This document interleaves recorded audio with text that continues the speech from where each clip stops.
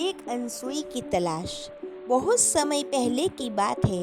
एक पहाड़ी गांव में एक अनसुई यानी ऐसा फकीर रहता था जो दुनियाई मोह से ऊपर था।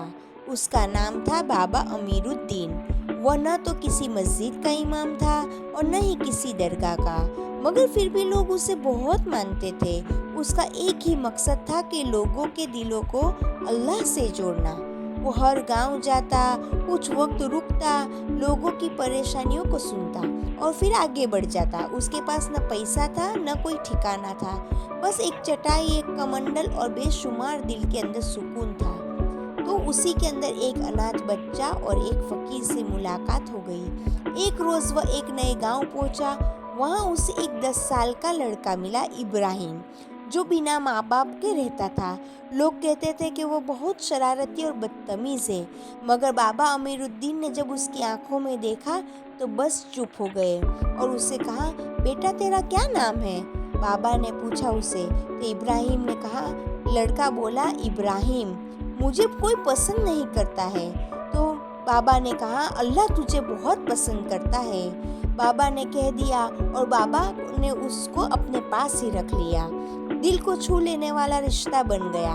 धीरे धीरे बाबा ने इब्राहिम को खाना पकाना सिखाया, साफ रहना सिखाया, नमाज सिखाई और सबसे अहम बात, सब्र करना सिखाया। इब्राहिम अब बदलने लगा।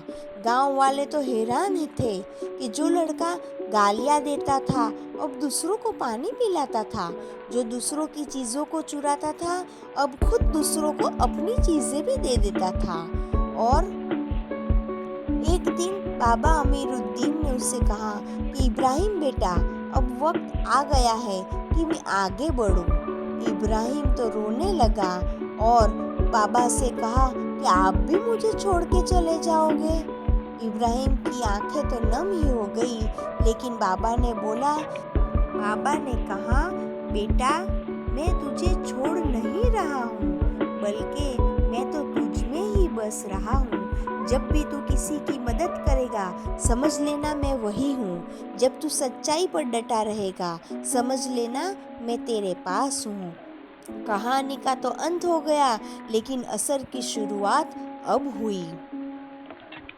बाबा तो चल पड़े और इब्राहिम अकेला हो गया, लेकिन एक ऐसी मिसाल बन गया कि गांव का सबसे नेक इंसान बन गया। लोग कहने लगे कि ये बच्चा अब खुद एक अनसुई ही बन गया है।